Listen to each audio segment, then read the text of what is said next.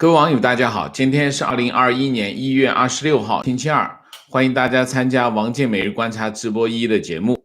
我们今天的题目是习近平向拜登喊话，中国心急什么？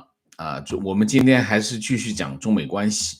那么当然重点是在讲习近平的讲话。习近平1月25号在达沃斯世界经济论坛发言那这个发言是一个应该是今年以来习近平第一次这么全面的向外界表达的中国的对外政策。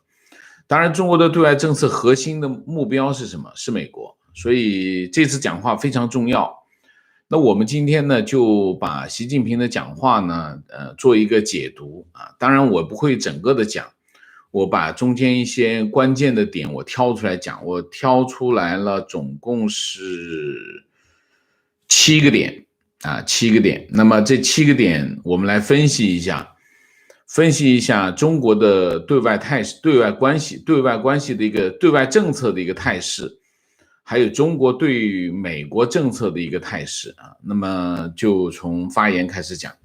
第一个上来批谁？批川普政府那么他在讲话当中讲原文我会读一段，然后就解读一个我这样我不会整个读完然后再来解读，那会后面的解读就很长，没有针对性第一个批判川普政府那么在国际上搞小圈子、新冷战、排斥、威胁、恐吓他人，动不动就搞脱钩、断供、制裁，人为造成相互隔离或者是隔绝，只能把世界推向分裂甚至对抗那么习近平的讲话批川普，当然主要是批川普没成本那这是第一个。第二个，其实他也反映了川普政府的这些政策是有效的，要不他为什么要批呢肯定是难受嘛。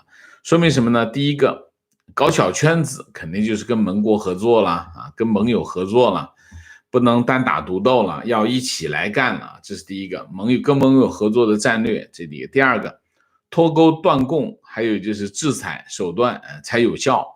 第三个就是要对抗其实讲到底就是这3个层次。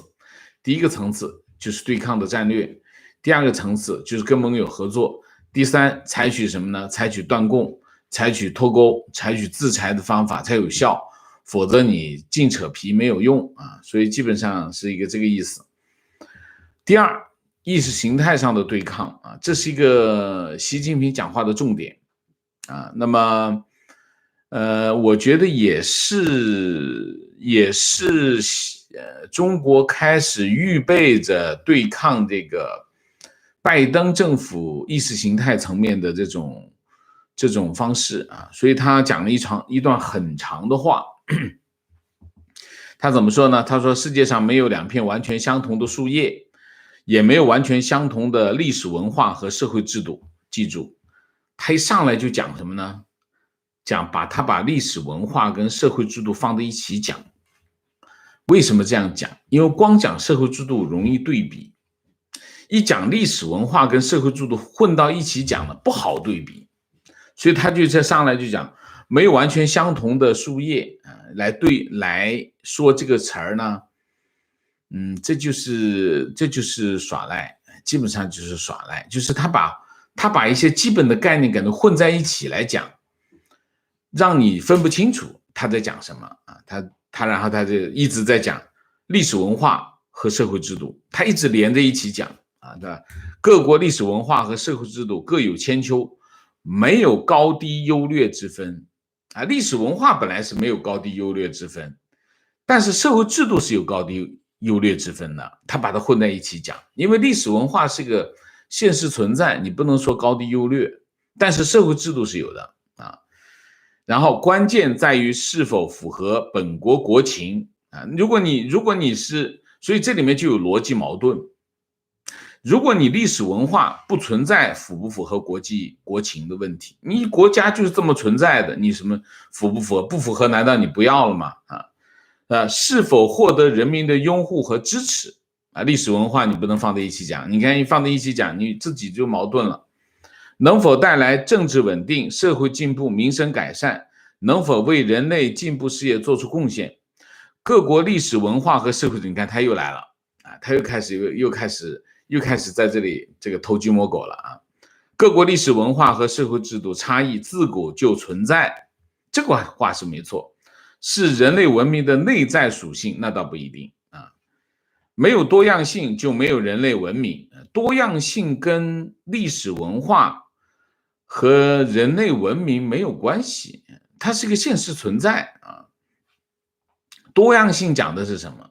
多样性我们通常讲的是文化的多样性，或者是方式的多样性，生活方式的多样性那么多样性是客观存在，是长期存在，它就偷换概念。历史文化可以是多样性，但是社会制度呢？其实全世界你看，现在全世界的社会制度其实在趋同，因为人类社会发现有些方式，哪些方式更有效，慢慢的在趋同。民主政治就是趋同啊，所以他就把这个东西混在一起，偷换概念啊。所以他就讲多样性是客观存在，因为社会主义已经不存在了，就剩下几个很少的国家在搞这个所谓的社会主义啊，所以他就讲多样性是客观存在，将长期客观现实长期存在，差异并不可怕，可怕的是傲慢、偏见、仇视，可怕的是把人类文明分为3类9等啊，可怕的是把自己的历史文化和社会制度强加给他人。怎么说呢？这是一个很经典的中共的表达方式，就是偷换概念啊，就是把一些事实的东西和不是事实的东西混在一起讲，让你分不清楚到底他讲的是什么啊。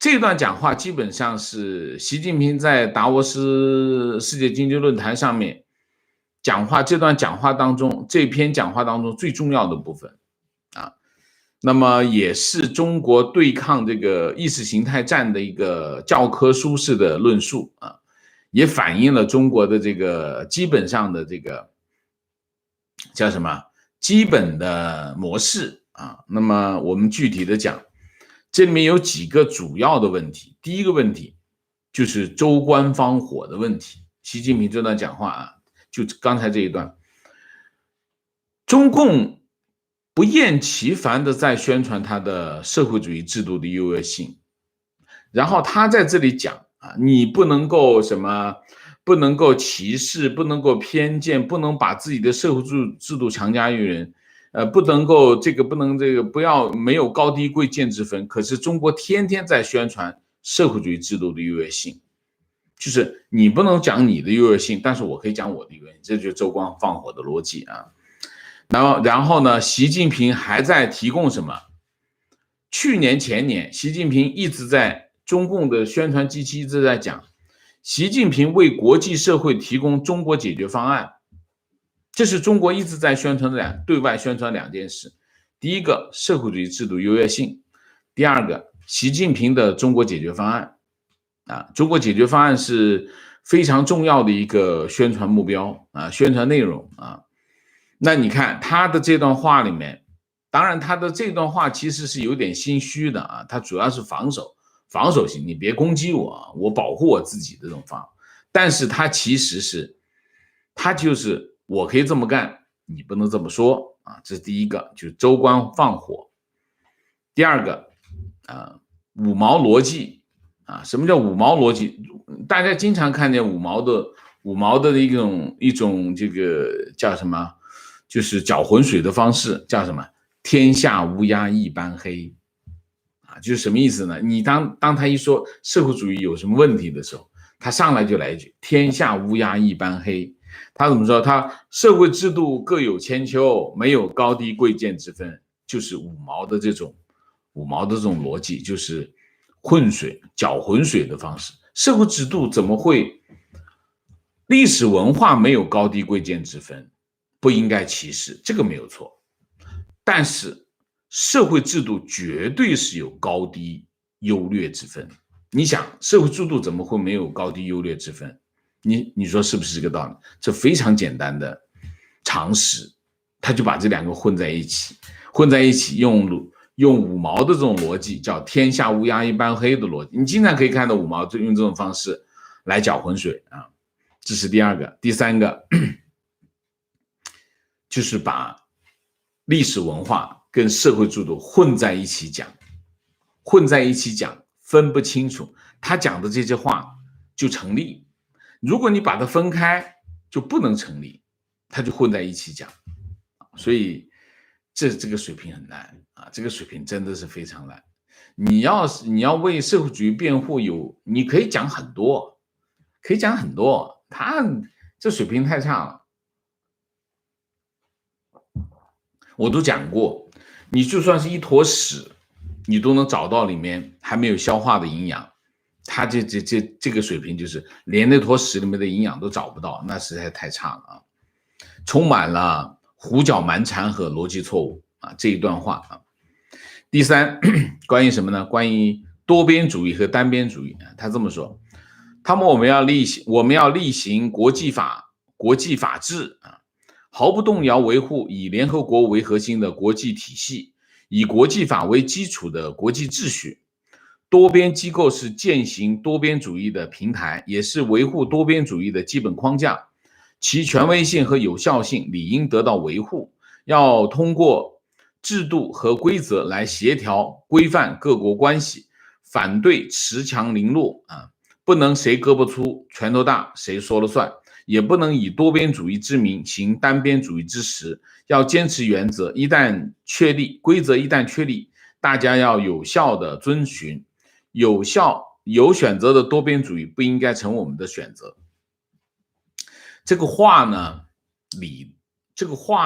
是没有错的啊，没有错。但是这个话从习近平嘴里讲出来呢，就非常的滑稽，非常的可笑啊。为什么？因为这些话其实应该对着中国讲，而不是对着川普喊啊。你看一下哈，我们先说单边主义然后我们等一下，你看哈，我们先讲单边主义啊。习近平批判的单边主义对应的是什么？对应的是其实就是川普的孤立主义啊，就是各种退群啊，退出 WTO， 退出 TPP， 其实它是孤立主义啊。那么这第一个，第二个，中国是利用了川普的孤立主义。然后对国际组织进行大量的渗透和收买啊，然后就控制住了这些国际组织，控制住了国际组织呢，他就现在来啊，他已经控制这个平台，控制这个平台之后呢，然后他就推动大家多边主义。多边主义讲的是什么？多边主义讲的其实就是我们要通过国际组织来解决国家跟国家之间的矛盾。你比如说中国跟印度啊发生了边境冲突，理论上应该是什么？不应该这两个国家谈判，应该是把它提交给联合国安理会，联合国安理会去讨论这件事情，这就叫多边主义。中国有没有这么做？没有这么做。所以其实他讲的多边主义其实都是废话，因为他根本没有干这种事情。中国是选择什么呢？选择怎么样对我有利。那你比如说我这件事情，我跟美国打不过他怎么办？我们去多边主义，我们去国际组织谈，让大家来说啊，打不过他我就跟大家说，但是我打得过他的时候，我就不跟你谈，我就直接跟你打完了再说啊。基本上中国就是这样的态度。所以在这个问题上呢，实际上呢，最核心的要点是什么？最核心的要点就是，如果拜登要重返国际政治舞台，要摒弃这个孤立主义的这个对外政策的话，拜登首先要对中国这种行为，就是我就说的这种行为，进行针锋相对的斗争，就是你必须西方国家必须重新占领这些国际组织。你比如 WTO 也好，你比如说这个人权理事会也好，人权理事会中国是理事，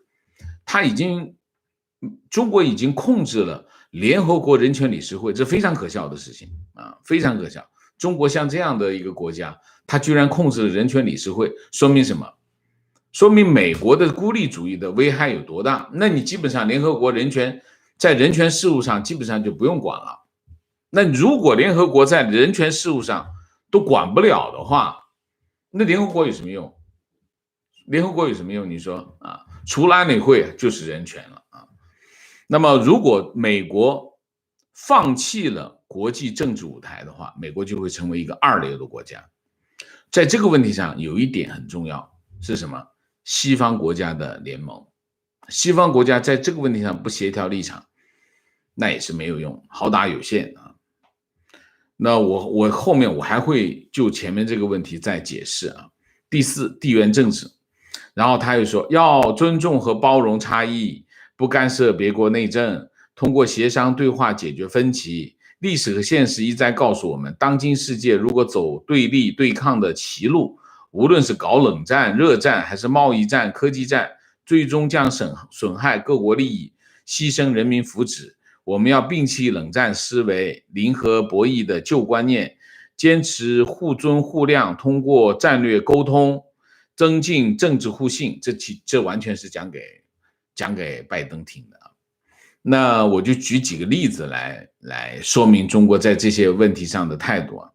中国在南海岛礁完全不管世界各国的意见，直接去填海造填海造岛礁啊，这是第一个。第二个，中国在南海跟沿岸国家的领海纠纷，包括最近马上又要去进行这个天然气勘探啊，这是一个。第二个，这是一个啊，还有一个中国的一带一路，中国一带一路的这个积极的推进啊，这第三个，中国和印度的领土纠纷，还有中国跟俄罗斯的领土纠纷。你看一下这个什么叫欺软怕硬啊？第五个，最近这个中国大陆的军机一直在台湾骚扰台湾的这个防空识别区，2天48架飞机，48架次飞机啊，就是习近平讲这些话呢，其实呢都是在选择什么呢？选择对自己有利的，而且罔顾事实。当今世界上，在全球这么多国家当中，最积极扩张的国家只有一个，就是中国啊。所以习近平讲这番话，其实我觉得大家都会觉得非常的不靠谱啊。第五，脱贫小康他说中国人民经过长期艰苦奋斗，全面建成小康社会，胜利在望，脱贫攻坚取得历史性成果，开启了全面建设社会主义现代化国家的新征程。21号发生什么莫查 official 死于贫病交加那么25号习近平在达沃斯经济论坛上发表吹这个方牛然后这个去年李克强说了一个数字说中国有6亿人口，一个月的收入少于1000块，但是根据那个数字我们查一下，那中国有600万赤贫，一个月1分钱收入都没有的人，600万所以你想想中国所谓的脱贫取得了历史性成果是什么鬼所以我们就不展开了，这个我们有很多专题在说第六，全球化。经济全球化是社会生产力发展的客观要求和科技进步的必然结果。利用疫情搞去全球化，搞封闭脱钩，不符合任何一方利益这番话呢，其实中国在全球化的议题当中一直在偷换概念这个世界上有2个国家受益于全球化第一个国家是中国中国因为全球化，那它变成了世界上第2大经济体这是第一个。第二个国家是谁？美国。美国因为全球化，美国经济可以升级，产业升级，升级到现在的高科技领域啊，所以美国变成了一个高科技发达的国家。那么它的核心竞争力就是高科技啊，当然还有其他的竞争力，但是核心竞争力是高科技。那么这两个国家都是得益于经济全球化、贸易自由化，这是80年代美国推动的一个发展。那么美国有没有去全球化呢？美国其实没有去全球化。虽然有一些人认为川普政府是去全球化，其实川普政府从来没有去全球化，因为美国根本不可能离开全球化。美国离不开全球化，因为它的制造业已经没有了，它必须依靠全球采购，所以全球化对美国来说是必不可少的经济循环。它的经济循环是依靠全球化进行经济循环。所以川普政府虽然有的时候会对全球化提出一些不同看法，但是美国是没有办法去全球化，这是第一个。第二个，现在呢有一些趋势啊，我们叫什么趋势呢？叫经济区域化。就是说比如说建立一个若干个国家的这个经济体啊，这进行自由贸易区等等，用这种我们叫经济区域化。区域化其实是为了强化经济的竞争力啊，但是它并不是去全球化，因为它只是全球化的另外一个表现形式。那么其实现在中共讲的去全球化、反的全球化，其实是另外一件事情，就是去中国化。就是川普总统推动的一件事情，叫什么？叫脱钩，经济脱钩，或者是把产业链离开中国。这件事情其实是什么？是叫去中国化。经济全球化还在进行，只不过要把中国剔除出去，这是一个动作啊。所以他们反对的，其实反对的并不是所谓的去全球化，现在没有这个潮流啊，没有这个现象。那么只有去中国化啊，这是第7气候变化议题啊。习近平说我已经宣布啊，我很少见到有人在讲话当中这就是习近平啊，习近平就是这个，你至少讲说本人嘛，来讲我的呢啊，这个文字搞得实在不好。我已经宣布啊，中国力争于2030年前二氧化碳排放达到峰值，2060年前实现碳中和。实现这个目标，中国需要付出极其艰巨的努力啊。然后这个人民银行行长这个小兄弟啊，马上就开始拍上了啊，就说人民银行一刚说，人民银行已经做好了准备，支持这个气候承诺啊，通过更好的资源配置、风险管理和基于市场的定价，建立一个绿色金融体系，包括5个支柱，我就不念了啊。大概这个议题没有别的，这个议题就是向拜登示好。中国在这个议题上，我认为已经做好了前置性的准备啊。好，我们来总结一下。第一，这次讲话是今年以来第一次习近平全面阐述中国的对外政策。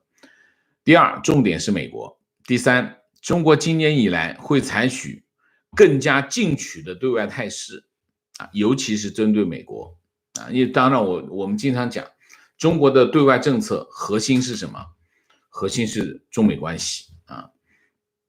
当中美关系出了问题，也就意味着什么？意味着中国的对外关系的框架就会出现崩塌啊。第五、第四啊，这个讲话向拜登喊话啊，怎么喊呢？就是叫又打又拉，攻其必救啊。又打又拉是什么？打的是川普，拉的是拜登啊。那么攻其必备讲的几个核心问题，都是美国比较关注的问题啊。那么为什么中国会采取一个这样的对外态势呢？对外关系的态势就是非常进取，你可以看这个态度很进取。这里面有一个基本的判断啊，这个判断是什么？我大概说一下。第一，中国经济率先走出疫情，而且恢复得很快，这是一个判断，这是一个。第二个，美国和西方国家深陷疫情当中，没有起色啊。在这个比较之下，中国就获得了一个相对的优势啊。中国可以把握这个优势，把握这个机会，占据更高的位置，为中美关系奠定一个基调啊。这是第三。第四，你可以看一下中国不断的宣传，最近一段时间宣传几件事啊。一件事就是包括中国成为2020年中国成为吸收外资最多的国家啊。然后又说中国是这个唯一一个经济增长的国家，其实完全胡扯，台湾经济比它还好啊。所以中国吹牛没底线啊。所以这个基本判断就是大概他觉得你们还在泥巴里面爬，我已经出来了，我有优势，我可以进取一点，这是一个基本的判断啊。然后呢，在中美关系上他是怎么做的呢？就是你可以看过去一段时间的第一个主动定调啊。主动定调你可以看从拜登就职，他马上宣布制裁28名这个川普政府的官员啊，就是他的意思就是我要主动定调啊，定一个基调，就是你如果对我采取一个激烈的行动，我会反击，这就是定调啊。这第一个。第二个，主动出击。习近平这个讲话就是主动出击，这没人惹他，他直接上来我就自己讲一番话，告诉你我要怎样，这主动出击。第三个，坚决回击啊。什么叫坚决回击？你看，包括这个制裁这个川普政府的官员，包括什么？包括你看罗斯福去南中国海，然后解放军战机连续2天，总共48架次袭扰台湾。袭扰台湾这个动作，其实这个动作看得过去没什么关系，其实是有关系的。中国大陆是通过这个方式来回应罗斯福号航母战斗群去南中国海的一个这样的动作，所以他坚决回击。这很反映什么？这非常反映习近平的性格啊。习近平就是这样的性格啊。那么我们有个基本的判断啊，这个基本判断是什么？就是中国的这个三个啊，一个是这个定调，一个是主动出击，一个是坚决回击。他对中美关系也有一个基本判断。基本判断第一，拜登政府近期之内，他的施政重点在国内，一个是疫情，一个是经济，第一个是疫情，第二个是经济，第三个什么？第三个叫纠偏啊。什么叫纠偏？就是拜登政府认为川普政府做的不对的政策全部得纠正过来啊，这纠偏啊。疫情经济纠偏啊，这是第一个判断。所以它重点是在国内啊，对外关系方面不是它的重点，这是第一。第二，拜登政府相对于川普政府来说，政策不会那么强，对华的态度不会那么强硬，这第二。第三个，西方国家没有办法在短期之内形成有效的对抗中国的联盟啊。那么你可以看，包括德国，包括日本等等啊，西方国家到现在还没有形成有效的这种联盟，现在还看不到啊。那么这是中国的一个基本的判断啊，所以他才会有这样的行为或者是这样的决定啊。那我们看看美国方面是怎么样的态度啊？美国方面，其实白宫新闻秘书Sacchi 的回应，其实回应的非常的精到啊。我把他的讲话分成5点，其实一段非常短的话，但是其实很有价值啊，非常重要啊。他是这样，性质啊，就是中国的定性，中国是美国啊，他是怎么说的哈？拜登的对华政策啊，中国是美国重大的战略竞争对手，这就是定性啊。中国是美国重大的战略竞争对手，这第一个。第二个，表现，中国的表现，过去几年，中国国内越来越集权，在国外越来越武断，这是第二个，它的中国的表现。第三个，策略，拜登政府将与国会中的共和党人、民主党人在国际上和我们的盟友一起来应对中国，这第四个啊。第五个，战略判断，美国与中国存在激烈的竞争，美国与中国的战略竞争是21世纪标志性的特征，拜登政府要以战略耐心来对待美中关系啊，这是一个战略判断。所以我们可以解读成什么呢？拜登政府的态度是什么？第一个，中国是头号的对手。第二个，拜登政府要建立共识联盟，包括国内的共识联盟，就是他的政治联盟，包括国际上的这个共识联盟这是第二个。第三个，拜登政府会保持战略耐心和战略耐力，用竞争的方式击败对手，这跟川普政府的态度完全不一样。当然，原因是什么？原因我觉得这也是一个基本判断。什么基本判断？中国没那么容易击败，你不能用一个散碎银两去打发叫花子，那是不行的。你必须建立一个非常深厚的战略纵深来与之对抗才行。所以，川普政府是保持战略耐心和耐力，用竞争的方式击败对手，这是第三个。第四个，手段。所以你可以看，拜登政府手段未必很激烈，但是结果可能会更清晰这是我们的解读就是拜登政府的对华政策。我举2个例子来说明。第一个例子，中美贸易谈判。美联社有一个报道他这么说，他说拜登上任后优先处理疫情和国内经济，不会马上跟中国对抗，但任内仍然要处理两国贸易纠纷，因此相信中美贸易战会延续。他采访那个牛津经济研究所的 Louis Quigis 他说这个拜登政府可以选择放弃川普政府对华贸易的制裁方式，换取中国做出政策上的改变。什么意思呢？也就是说，拜登政府会改变中美贸易战的目标。我们之前讲过，川普政府的中美贸易战的目标其实核心就一个，是什么？就是要中国买美国货，解决什么呢？解决贸易赤字的问题。解决贸易赤字那都是屁话，因为没有意义。因为美国一定是有贸易赤字，因为它永远要进口别人的东西，那你一定对全世界都有贸易赤字。这个问题没有任何一个人可以解决的问题，因为你不生产。所以贸易赤字当然是要求中国买美国货。所以中美贸易战核心问题是什么？核心问题是让中国采购，这是中美贸易战川普政府的目标。这里面川普就夹带私货，就是让他买农产品，才竞选有利这是我们就说了很多遍不再说。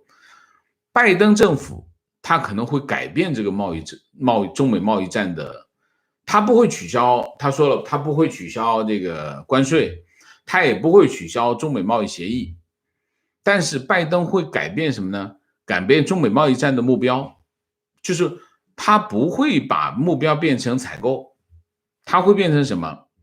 把贸易赤字的目标改为结构性的改革，就中国要承诺要完成对加入 WTO 的承诺，这是完全不同的政策方向那么这个政策方向和采购这件事情，一个时间短，一个时间快一个马上见效，你买东西马上见效，一个需要更长的时间但是在这件事情上，我觉得是这样，如果拜登政府不能够有效的建立更多的政策工具，拜登如果把中美贸易战定为中国的经济结构性改革的话，后果是什么？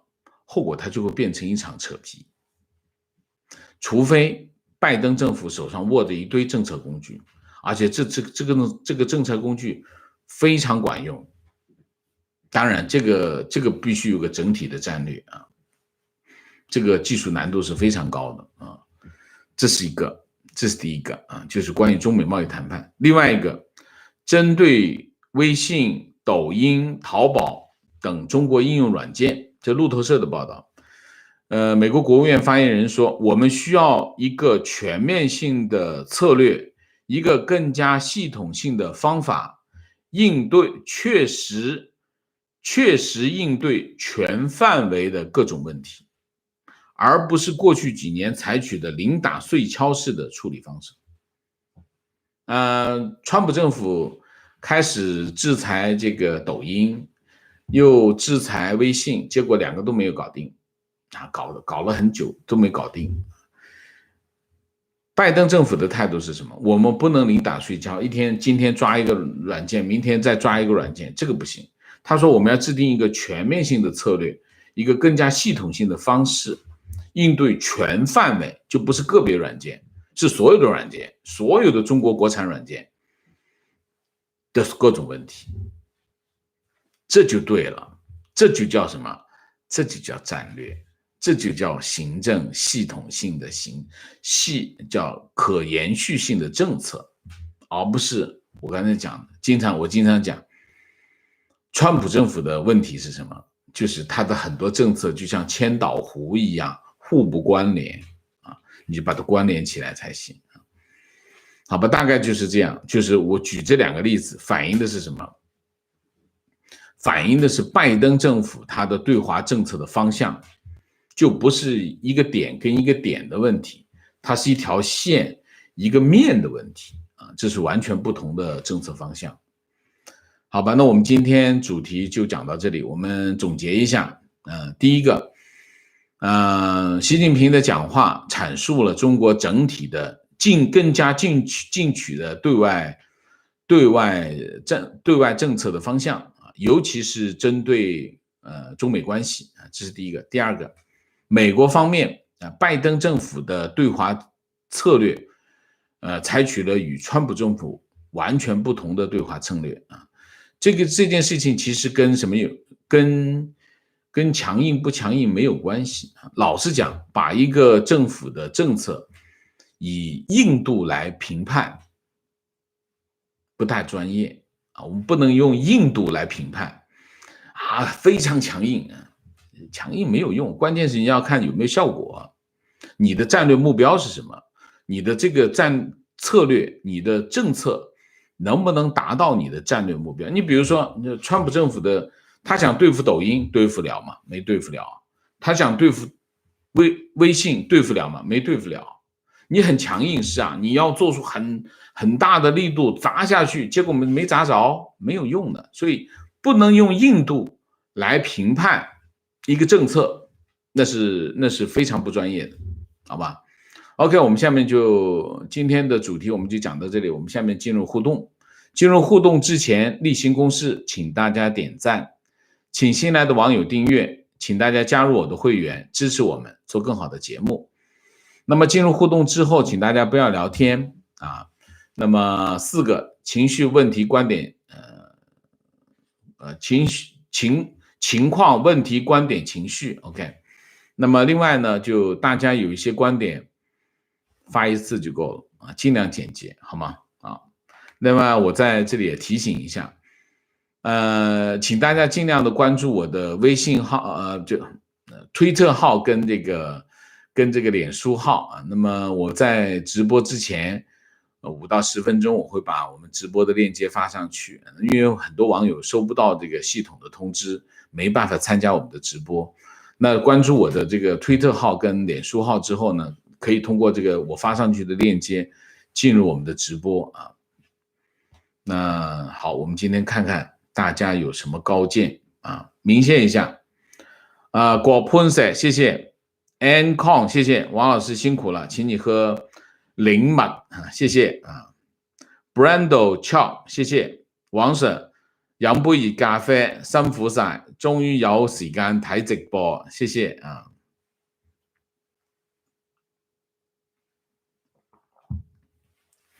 情绪疫情复发和经济下行的压力，让习近平急于修复中美关系。有了中欧投资协定，再加上缓和下来的美中对抗情绪，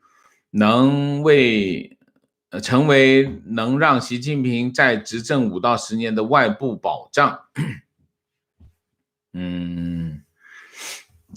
第一个，不管谁出任美国总统，至少在若干年之内，中美关系都好不了啊！不管谁当总统啊，不管选举期间给对方怎么贴怎么样的标签，勾对标签都没有用。为什么？因为那是美国总统，美国人要跟中国对抗，美国总统也必须这么做啊！他如果不这么做，他没办法执政啊。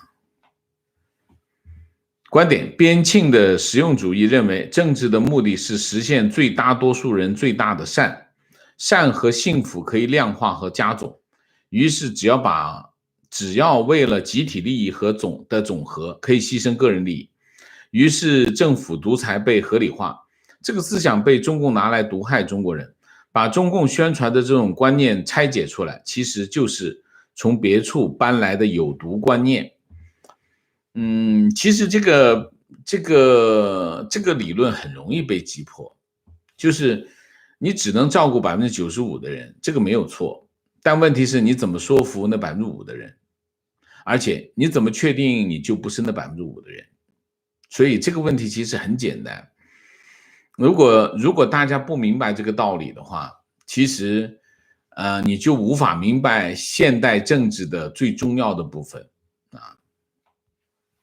观点：中共根本不在乎什么社会主义和共产主义是什么，他只在乎自己在中国的执政合法性，所以夹杂历史文化，用对中国人和中共领导人的崇拜来维护专制的稳定性，以及暗地里对其他国家进行渗透。OK， 情绪：有中国特色的社会主义优越性就是活不起、死不起、病不起、老不起、生不起、养不起。解决方法就是不活、不死、不病、不老、不生，努力修炼成僵尸才是正道，好吧？这个很有趣啊。观点：中共一直在撒谎和欺骗西方，以及西方一部分贪婪的政治家。按照中国的逻辑，如果你更强，你就不能欺负我；但是如果我更强，你就必须服从我的命令，否则我将来使用任何惩罚你的手段。西方如果没有有效的联盟，未来真的不好说。怎么说呢？我觉得西方有一部分人啊，不是全部啊，有一部分人是装傻，他并不是不知道，他知道，只不过呢，他为什么不说呢？他肯定有利益嘛，有利益嘛，所以中国在这个方面是肯花钱，就花了很多钱的啊。观点：社会主义优越性只是既得利益的优越性，不是老百姓的啊，这个很对啊，也不是五毛和韭菜们的。我1995年大学毕业以后，进入所谓的油水部门当公务员，一个月工资就15000，还没包括其他福利和物品发放。当时我的一个同事开玩笑说，除了不发老婆以外，老婆老公其他都发了。但是不是普通人都能进去这种单位呢？但是不是普通人就能进这种单位的，都是有背景的官二代或者父母有能力打通关系网的人。那是啊。社会主义最大的，中共的社会主义啊，我讲的中国的现在的社会主义最大的问题是什么哈？其实很简单，你要看中国的问题，其实就是一个非常简单的标志，就是公平。这是一个不公平的制度，就是它就是一个金字塔，越往下越不公平，越往上获得的利益越多。其实就是由于这个社会制度的不公，带来了什么？带来它的道德危机。所有的一切都基于这个基于这一点发生的啊。观点：穷则搁置争议，达则自古以来，打不赢时才叫你不要打。中共在国内战狼教育，铺满仇恨，做梦都要留岛不留人，杀光美国人。对外的政策吸引投资，并且让全世界意识到，美国对中国的政策都是日落西山的帝国垂死挣扎，非常准确。观点：从一二战历史看，当面临邪恶大国挑战时，欧洲除英国外的绥靖主义，美国的孤立主义，不看好西方能真正联手对抗中共，除非有重大军事冲突，如珍珠港事件。而显然，中共的政策还是利诱分化，对世界价值观发展表示悲观。正义先进未必能够战胜邪恶，希望现实没这么悲观。我没有时间去悲观跟乐观，因为为什么？我觉得做事比什么都重要啊。一切都事在人为该做什么就做什么。至于说结果怎么样，谋事在人，成事在天。老实讲，很多事情不是由得我们自己说了算对吧？我是这么想的问题：王先生，请问你如何看待西方联盟共同应对中国的前景？共同价值观的力量能够大过现实利益的考量吗？中欧投资协定的通过预示着怎样的地缘政治和未来世界经济的格局重组？我觉得西方联盟核心是什么？西方联盟的核心是美国。你现在看到西方联盟的这个破碎裂痕，大家没办法走在一起，原因是什么？原因只有一个，就是川普。川普的美国优先主义把整个的联盟给搞了个底朝天所以美国如果不去挑这个头，西方联盟是不存在的，你没办法维系的。所以你不看好西方联盟呢，你是看到现在的现实。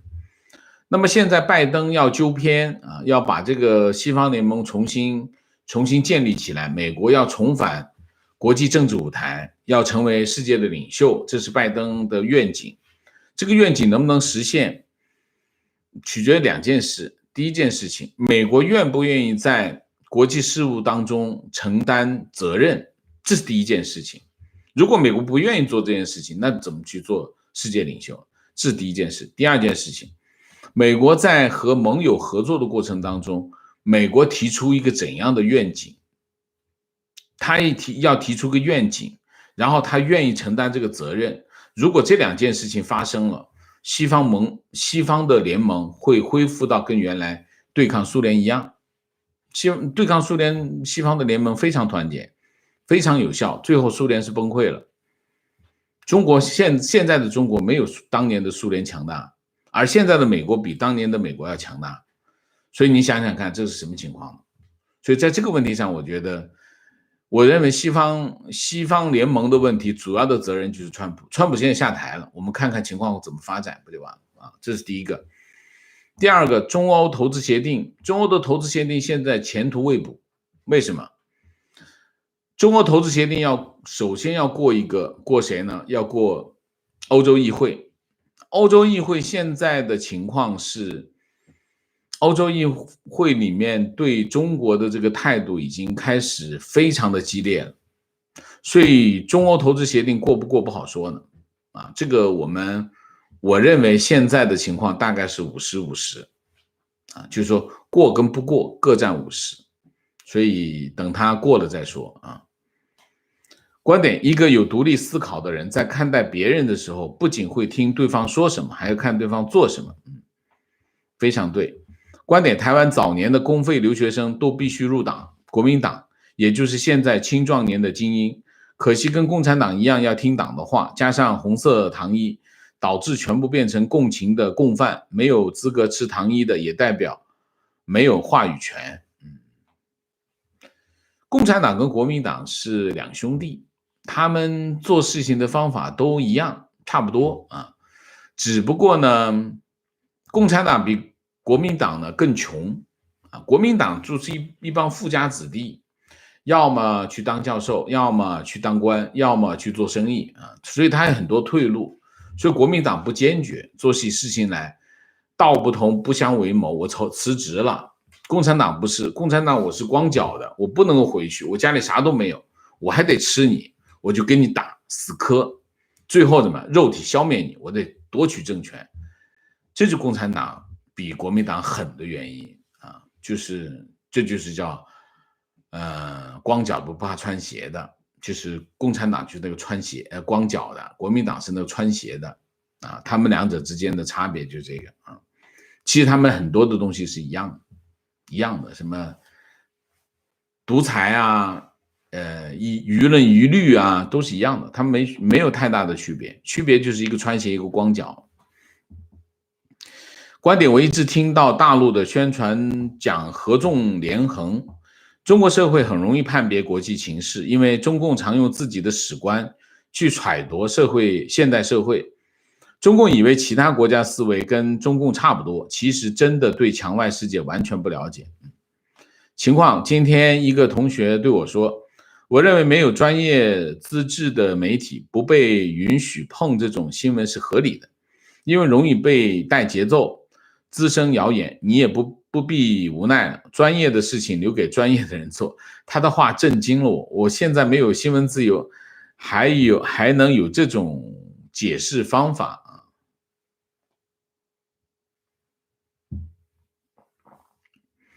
啊？如果一个媒体不是靠竞争去获得它的市场地位或者读者的观众的认可，而是靠政府或者什么机构给他发一个资质，那就不存在新闻自由。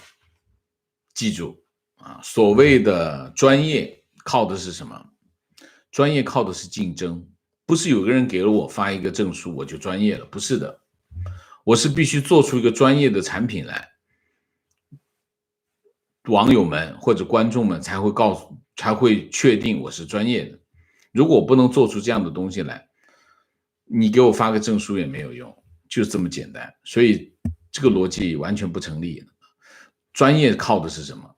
专业靠的是你的产品在市场上的表现，其他的都不灵。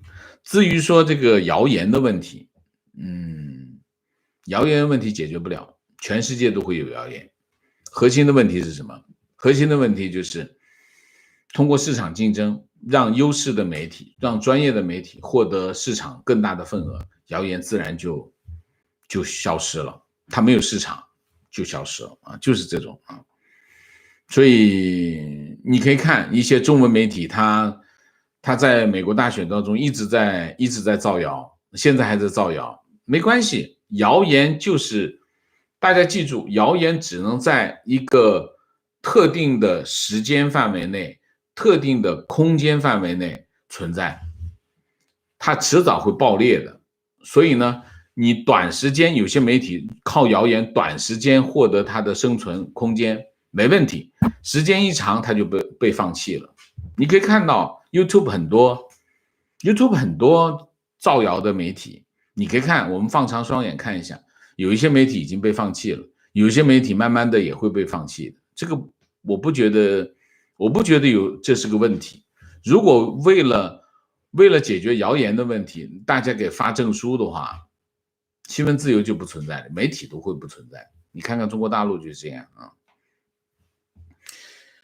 情况我用了1年时间，影响了4个人，让他们认识到中共的嘴脸，但最近才发现，没有人真正明白意识形态影响这一切，甚至会说还是老毛的时代好，朝鲜的生活好，这种话好无奈。你为什么要去影响别人呢？他自己有他自己的选择嘛，这是人生的其中一个秘密嘛，是不是？你说呢？就是你的选择决定了什么？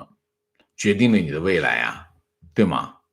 人生不就是这样的吗？你选择相信他，那你的未来跟这个是有关系的，你的任何的选择都跟这件事情有关系的。所以我不觉得我们一定要去刻意的去影响别人啊，包括我的节目也是一样。我告诉大家什么？我告诉大家一件新闻事实，然后我再告诉大家我对这件事情的看法。你选择接受还是不接受，你接受50%都可以，没问题。我没有刻意的影响任何人，但是我们这个节目一定会有影响力，就这个道理啊。观点因为时差关系很难看到一次直播，基本上都是第二天睡觉前重看。王老师真是一股清流，很喜欢你的节目，祝王老师越来越好，谢谢啊。观点马斯克的星链计划并不会改变中国人对强的态度，现在的技术已经能够击破强了，但中国人出强面对纷杂的事件又退回去，只有发生在墙内的悲剧才能激发更多中国人去墙外寻找真相。中国人不站起来反抗中共，就是美国也不能把中共摘除。我觉得其实不完全，现实比你想象的还要过分。中国人有些人翻墙出来看外面的世界，有些中国人翻墙出来去改造外面的世界，哪个人多一点？我觉得改造外面世界的人更多啊。观点，川普也好，拜登也好，首先照顾的都是美国人的利益。中国人只救自己，中国人要自救，只有靠自己。也不对，也不对。你看看中国历史就知道，没有美国人，中国抗战会怎么样？抗战能打赢吗？打不赢吧，是不是？所以中国要自救，只靠自己肯定不行。中国人要自救，一定首先要自救，要自强，自强不息。就像香港人一样，香港人的反抗让整个西方世界刮目相看，西方人才会去救香港人，所以香港人获得很多人的同情跟支持。所以香港人首先是自尊自强，这一点要做到。但是解决香港问题靠香港人肯定不行，必须西方国家介入。中国也是一样，中国人仅仅靠自己的力量改变救不了自己，要靠西方国家帮忙所以在这一点上一定要搞清楚啊。那么很多五毛会在这个问题上去搅浑水啊，大家一定要明白，在现有的条件下，中国人救不了自己，要靠西方国家，但是中国人也要自强啊。观点不能完全寄望于别的国家拆除中共，看看阿拉伯之春，看看波罗的海之路，200万人手牵手组成一个长度超过675公里的人链，穿过爱沙尼亚、拉脱维亚、立陶宛，人民自己的自由要自己去争取。美国政府唯一的目标是保护美国人民，也不是，美国是灯塔之国，这个话也不对。没有美国的力量，阿拉伯之春，什么春都没有用啊！美国是这些春，各种之春背后的力量啊。观点，中国人从小就被灌输世界上没有绝对的公平，混淆绝对公平与追求公平的概念的区别，让现在很多的人没有追求公平的动力啊。观点，中文自媒体靠故事、历史、传说、观点来吸引人，没有一个能算作新闻的。王老师靠专业在这个行业简直是大杀器一般的存在。谢谢啊，谢谢。观点，最近王老师讲很多政治话题，非常受益，希望王老师也多做一点经济财经的话题。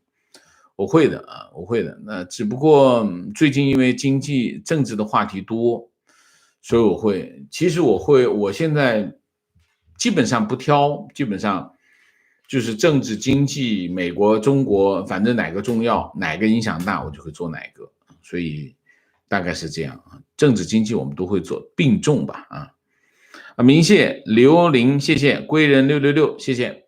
好，我们今天的节目就到这里，感谢大家的参与，我们下个节目再见。再见之前，请大家点赞，请新来的网友订阅，请大家加入我们的会员，支持我们做更好的节目，做更好的自己。谢谢大家，谢谢。老王，谢谢。正是美股开盘，上课不能专心，对不起啊，不客气啊，谢谢老王，谢谢。好，再见。